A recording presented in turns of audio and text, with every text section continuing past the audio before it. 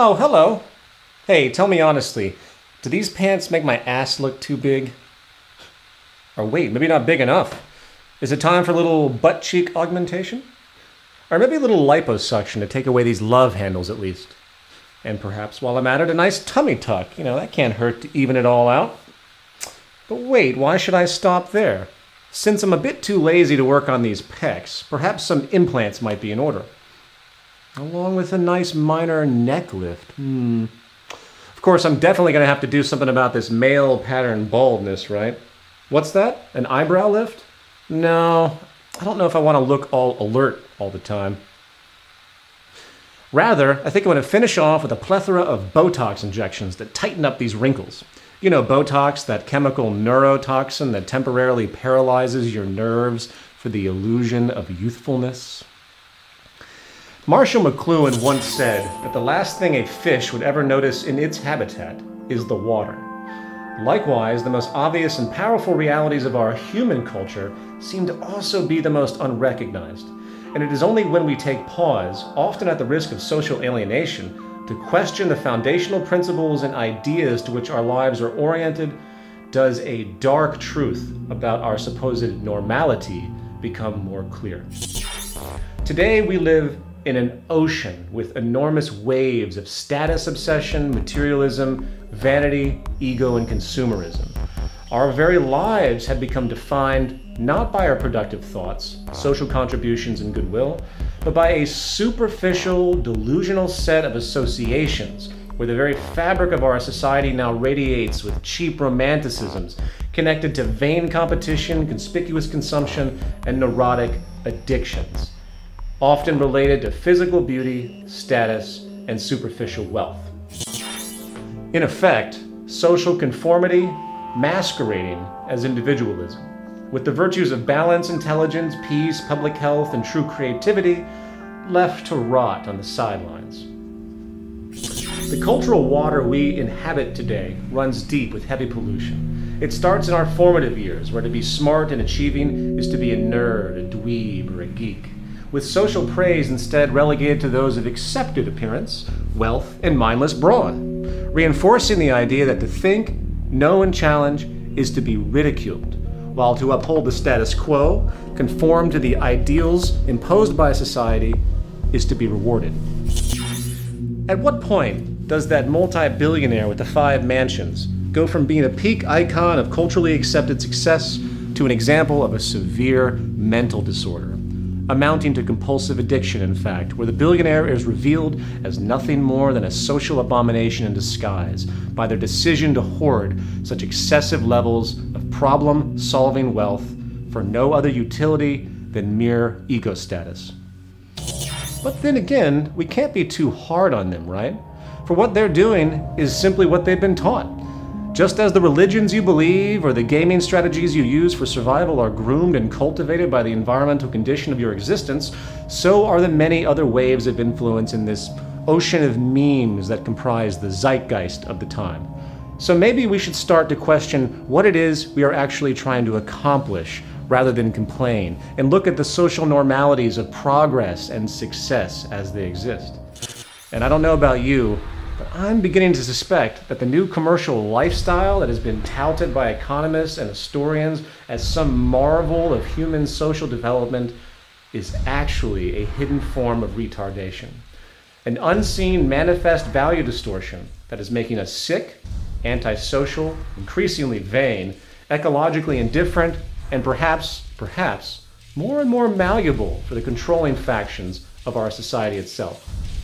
Maybe, just maybe, our modern cultural strives for so-called success itself are in fact not symptoms of social progress at all, but symptoms of a culture in decline.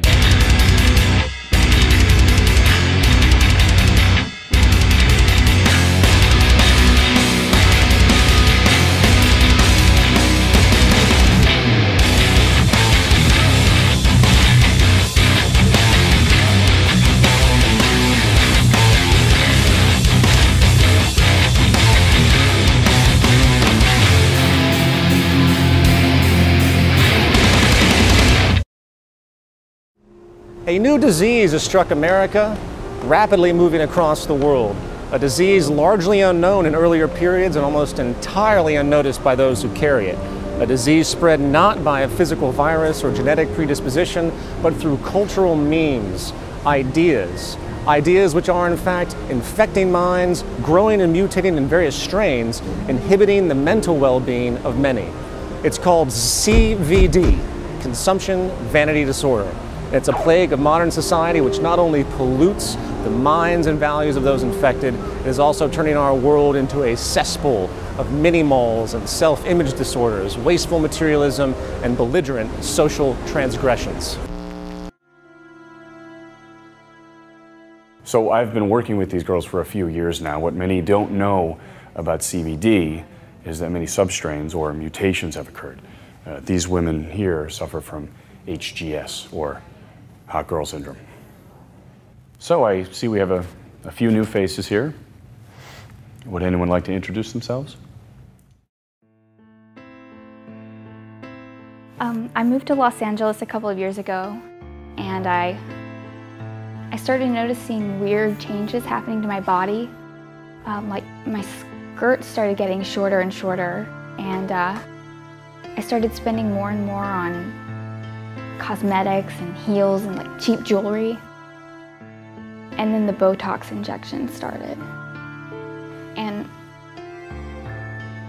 I just couldn't stop. My lips got more and more pouty. And by the second or third buttock augmentation, I was looping DVD reruns of America's Next Top Model and Extreme Makeover 24/7, dating one hot football star douchebag after the other, and the next thing I knew,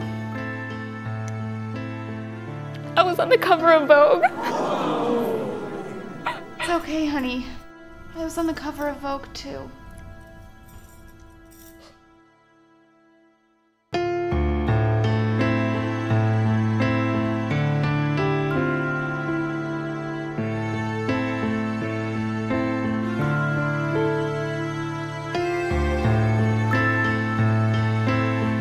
If we go back to the early 20th century, we find a critical crossroad for industry, where the rapid technological advancement was beginning to challenge the most basic foundation of traditional economics, and hence, social operation. You see, at the core of our socioeconomic system is labor and demand. Without product demand, of course, there is no need for production or employment. And without employment, the working public draws no income or purchasing power to buy the goods that keep the economy going. Early in the 1900s, a powerful expansion of productivity through machine application and mechanization brought about something industry really hadn't seen before: a goods surplus. A 1927 article in Nation's Business, conducting an interview with then Labor Secretary James Davis, stated, "It may be that the world's needs ultimately will be produced by 3 days' work a week." Years later, engineer R. Buckminster Fuller described the phenomenon as being able to accomplish more with less, in that the energy, manpower, and resources needed to accomplish particular goals was actually decreasing, while the accomplishments themselves were accelerating. In other words, industry was becoming more technically efficient. However, pre-20th century America and Western society in general maintained an ethic of being frugal overall. There was a conservative ethos where goods were obtained for their utility, a culture of needs, not excessive wants, and most people really didn't see the need to increase their consumption simply because they could. So, the ruling industrialists and social planners had a choice at this point. Either the system was to be adapted to this new more with less productivity, which could mean a rise in leisure time, a shortening of the work week, and an adjustment of pay scales and good values to reflect this newfound abundance as need be. Or something more dramatic had to happen. The very underlying values and affections of the culture would need to be altered, where the very idea of consuming became a utility in and of itself, to consume for the sake of consuming, in order to maintain the status quo. Well, needless to say, given the very nature of capitalist philosophy, the latter, what's that? Oh, right.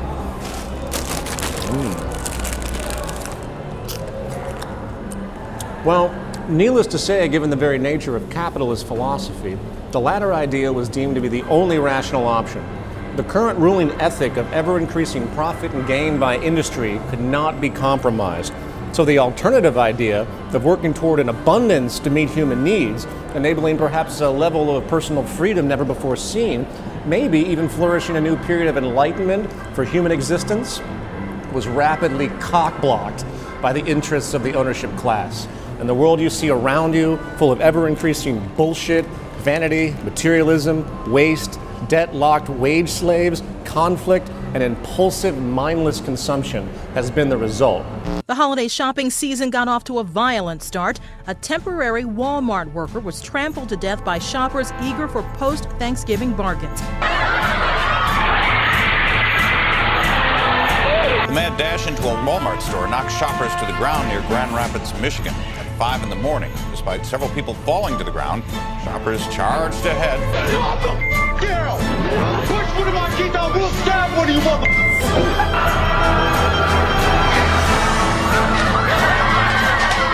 Another incident here, a 28-year-old pregnant woman was knocked to the ground by that same crowd. Witnesses here at the scene say that woman actually suffered a miscarriage. And in Southern California, shots rang out inside a crowded toy store.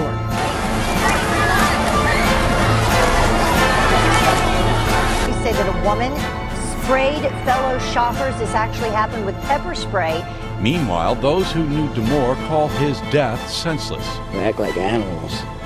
Just to buy something for $5, save $5, they actually murdered this guy. How long have you been out here? I've been out here 3 days. In your own words, what brings you here? TVs. My kid wants the what they wanted an iPad, I believe, the Samsung. But what happened was that they don't sell on that half price. That's too bad. So, a lot of pushing and shoving happens in the stores. I remember seeing some stuff on the news. Have you ever had that experience before? Not on Black Friday at a music concert, but I know how it feels, so I'm prepared. So you're ready to push people back? Pretty much. What do you think of this kind of like impulsive sort of consumerism that gets really forceful sometimes? I don't know. I feel like it's going to be a lot of stress for everybody. Meet Eddie Bernays. He is considered the father of modern advertising. Most famous for turning the largely abhorred word propaganda into the fluffy, warm euphemism public relations, Bernays haphazardly took popular ideas from Freudian psychoanalysis and began to apply them to advertising campaigns.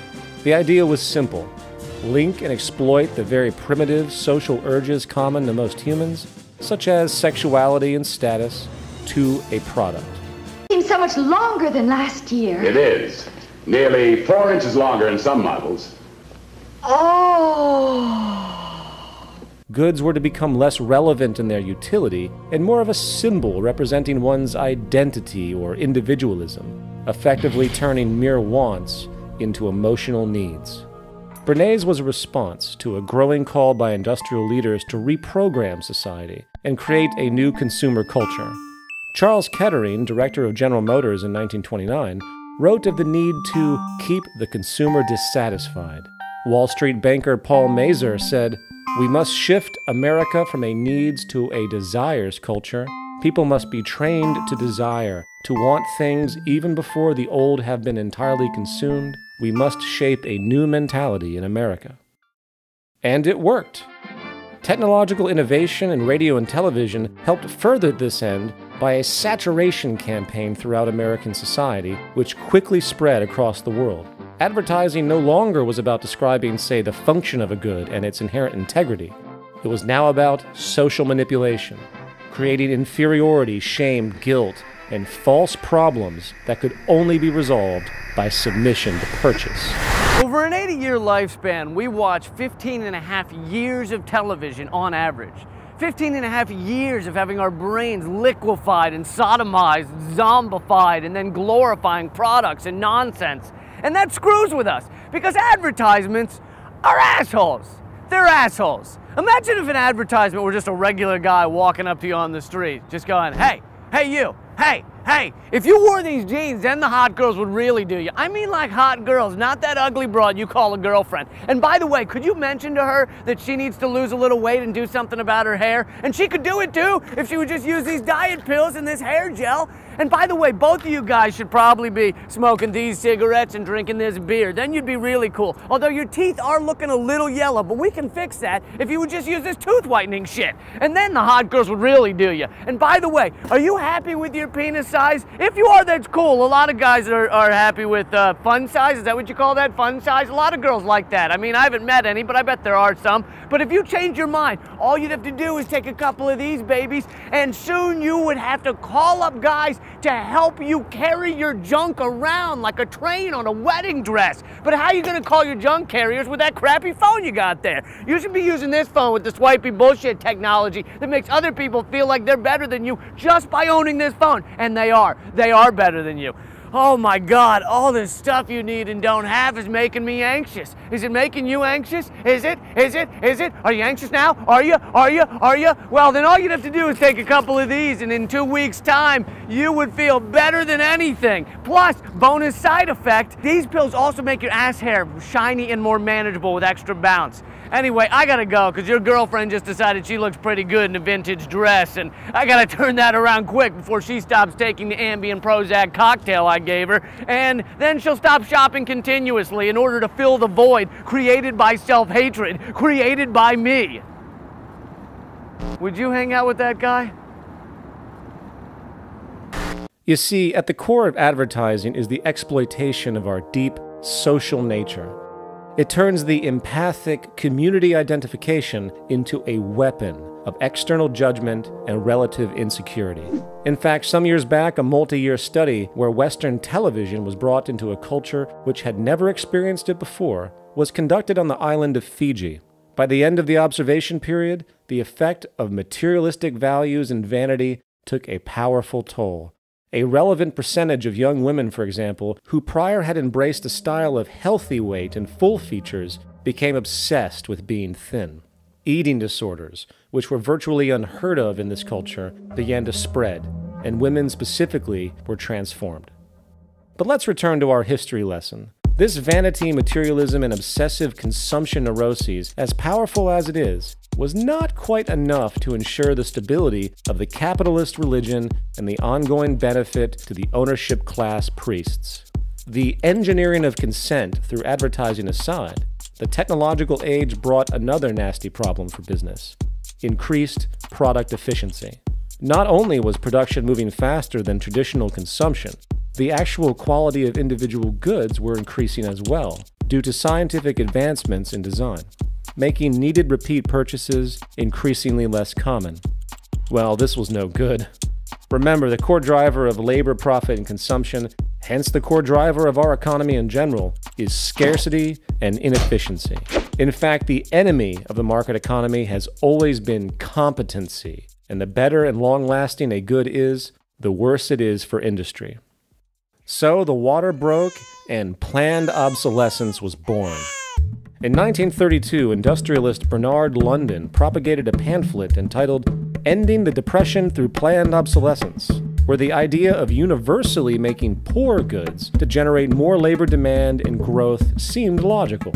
Some even wanted to make it mandatory for all industries, legally, where life cycles were decided not by the natural state of technological ability, but by the mere ongoing need for labor and increased consumption. In fact, the most notable historical example of this period was the Phoebus light bulb cartel of the 1930s, where in a time where light bulbs were able to last up to about 25,000 hours, the cartel forced each company to restrict light bulb life to a mere 1,000 hours to assure repeat purchases. And in time, this eventually became the strategic approach for all industries. And if you were to sit down and compare the true efficiency possible today to what we're actually doing to keep this waste and deprivation machine going, you would puke in your soup at the lost possibilities. And the final component to note here relates to the problem of purchasing power itself. A fail-safe was needed to ensure monetary circulation and so-called growth, even if the purchasing parties didn't have it. Well, welcome to credit expansion. credit access has been, in reality, the core driver of economic growth in the West for a very long time. And a quick glance at the private and public debt today globally shows that it is not an anomaly for a person or country to live far beyond its financial means. It is indeed the set fashion. The amount of debt existing globally today far exceeds the entire global money supply itself, and it has been this borrowing from nowhere that has compensated for the inherent limits of employment and wages. However, as bothersome as all of this may seem with respect to ecological irresponsibility and cultural neuroses, the rabbit hole runs deeper. We often forget that the undercurrent of the last couple thousand years has been that some in our species are apparently more deserving than others, and the slavery, exploitation, and ensured deprivation of one group for the advantage of another was considered some law of nature. During feudalism of the Middle Ages, social divisions were clearly defined, with the king and his nobles and barons, etc., holding control of the legion of serfs who were essentially slaves in exchange for basic resources and moderate protection. A common theme during this period was that a genetic or religious superiority of the kings and his constituents gave them the right to dominate. However, as feudalism inched into state monopoly mercantilism and then into open market capitalism, the view of the average peasant laborer, or working class wage slave as they exist today, mutated to where whatever minor protections existed prior was removed to support a doctrine where if a person is not able to obtain work in the market economy, their right to life or mere existence is completely without security. Adam Smith, David Ricardo, and Thomas Malthus, and other pivotal figures of the dawn of modern capitalism, make it very clear that the system they advocate is not for everyone. It isn't as though they actually wanted it that way. They weren't Nazis or anything. But when you consider the scarcity-driven world which they lived, it did seem natural enough. Adam Smith, observing the nature of a social order defined by property relations, stated, "Civil government, so far as it is instituted for the security of property, is in reality instituted for the defense of the rich against the poor, or of those who have some property against those who have none at all." David Ricardo, building on Smith's invisible hand, pseudo-Darwinistic view of market survival, extended the notion to where the inevitable poverty and deprivation of the poor was to be a societal law of nature like gravity, with Malthus going so far to say that you only do harm to the poor by trying to help them. He stated, "Instead of recommending cleanliness to the poor, we should encourage contrary habits. In our towns, we should make the streets narrower, crowd more people into the houses, and court the return of the plague." Of course, many hearing such rhetoric today naturally react in apprehension, not understanding the source of such cold perspectives. Again, if we went back to pre-industrial Europe and witnessed the vast imbalance, scarcity, and poverty, perhaps in fact due to population outpacing production capacity, your intuition might draw the conclusion that the carrying capacity of the land simply can't handle the current population. You might also then come up with some very convenient justifications as to why some are to live and prosper and some are to die and be deprived, why some deserve a great deal of wealth and honor, and while others must be condemned to destitution and subsistence. So it is very easy to see how this classism has held strong, even though its counterparts of racism and sexism have slowly subsided in modern culture. Today, all economic schools of thought, from Keynesian to Austrian, support a will of the market theme, where your value is measured not by the fact that you exist as a human being, but by the place you hold or don't hold in the economic machine. Consider this quote by Ricardo. "By gradually contracting the sphere of the poor laws, by impressing on the poor the value of independence, by teaching them that they must not look to systematic or causal charity, but to their own exertions for support, that prudence and forethought are neither unnecessary nor unprofitable virtues, we shall by degrees approach a sounder and more healthful state." You see, the myth of this system is that people get what they work for, as though it's a level playing field, as though the competitive nature doesn't inherently breed corruption. Wrong! Oh, man. Bob, what's he doing here? So what kind of bullshit is Peter Joseph Stalin feeding you people this episode? Listen, man. Listen, people. What Captain Freedom Hater over here doesn't seem to understand is that the poor are fucking stupid. They're stupid and lazy, and they get what they deserve, all right? And I'm so sick of the nanny state coming in and taxing my hard-earned trust fund so these cretins can go and live it up with their lottery tickets and their malt liquor. Sorry, Bob. You all right? Put him back in his cage. Now, it is at this point you might be asking, what does any of this have to do with consumerism? Well, if you understand the traditional ethos of market capitalism and how it refuses to accept the possibility of taking care of everyone, coupled with the resulting delusion that those who do end up benefiting most must be smarter and more worthy of existence than others, as though it's some law of nature, the role of consumer culture today takes on a very different purpose. It exists as a powerful means of social control and maintaining the status quo of class division and subjugation. It helps perpetuate a trend that has been around for a long time, since the age of ordained kings who were destined to rule over and exploit the weak masses.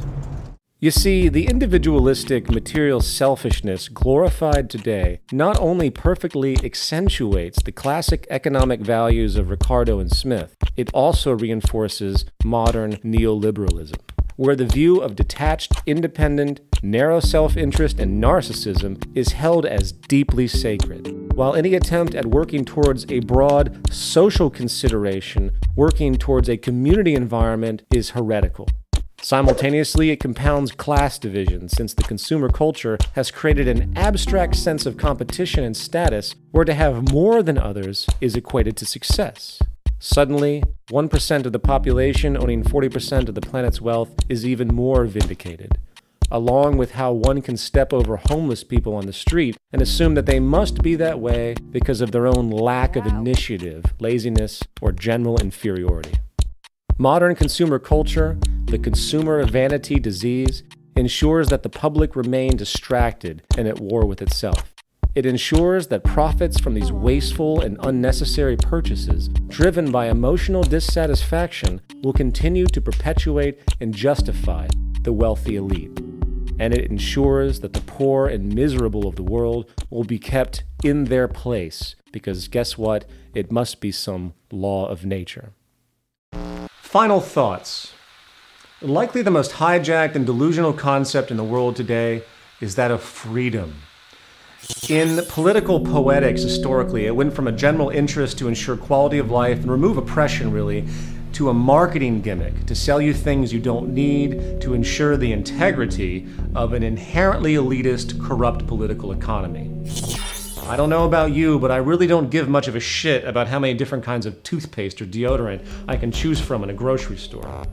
While I'm given simultaneously the farce choice between two politicians clearly of the same breed in an election. I really don't care much for the freedom of being able to concoct, say, a grande white mocha double espresso non-fat steamed milk stirred unsweetened caffeine-free jerk me off slap my ass latte with extra whip at Starbucks. You see, the best form of social control is the kind where the illusion of choice actually persists, and the consumer vanity obsession rampant across the world now embodies the new form of democracy. Forget about the oligarchical plutocracy that continues to rule and destroy the world. Just focus on the rich celebrities on the cover of that goods catalog masquerading as a literary magazine. Forget about how financial and monetary gain is a measure of success and how delusional it really is, for the psychological phenomenon of relative deprivation has shown that having more and more luxury often does not make you happy, only more neurotic, insecure, and antisocial. Forget about the ever-increasing use of antidepressants and other mental health disorders that have emerged around our material society, and do what many do instead. Go shopping! Today, the act of shopping really has become a form of therapy for people if you're paying attention, an artificial means to feel better about oneself. And forget about the reality that the greatest lie behind the political system is that there can exist political equality in the wake of perpetual economic inequality. The fact is, the toxic condition that we have created around this new materialistic freedom is at the root of the vast waste of not only the Earth's resources, but the vast waste of human potential and human integrity itself. The more you own, the more you're owned. And as an aside, everyone's beautiful when they smile. Sorry, ladies and gentlemen, I'm late for my pedicure. So until next time, keep those eyes glued to the worst yet greatest reality show of all time. My name is Peter Joseph, and I, like you, am an agent and victim of a culture in decline.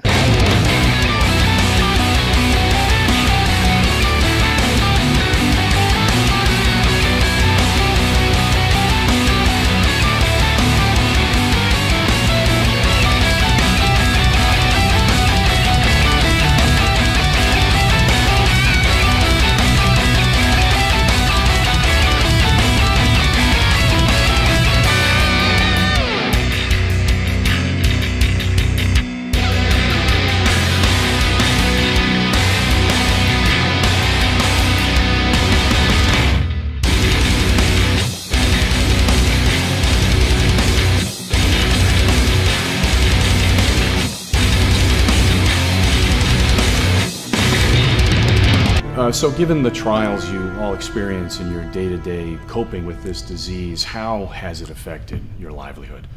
Why don't we start with you? What are you doing for work? Porn. Porn. Victoria's Secret model. Porn. Louis Vuitton model. Porn. Guest model. Porn. American Apparel model. Okay, porn.